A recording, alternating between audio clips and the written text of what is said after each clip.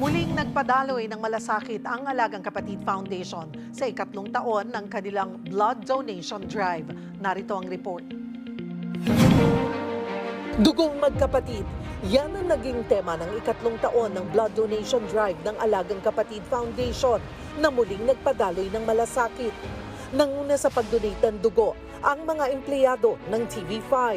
Naging katuwang din ang Goodfellow Pharma Corporation, Phoenix Philippines Foundation, Maynilad Water Services at iba pang mga kumpanya.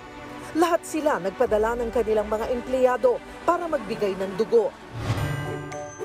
Hindi rin tayo nagpahuli sa pag-donate.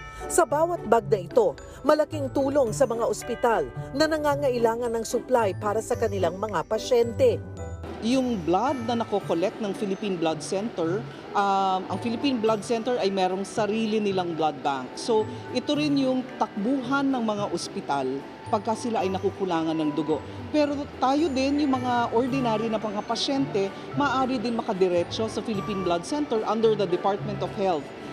Pwede silang maka-avail dito ng dugo. Alam naman natin na napakahirap ng dugo, hindi mo ito pwedeng mabili sa butika, hindi mo ito pwedeng ipamanufacture sa mga pharmaceuticals, kailangan talaga ito'y nanggagaling sa tao, kung kaya ito yung sacrifice na hinihingi natin for each blood donor.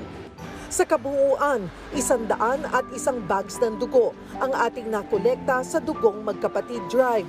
Hindi naman po natatapos dyan ang blood donation drive ng Alagang Kapatid.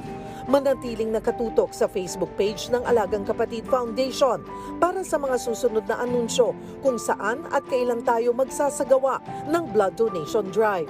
Sa bawat bag na dugo na inyong ibibigay, 3 buhay ang matutulungan.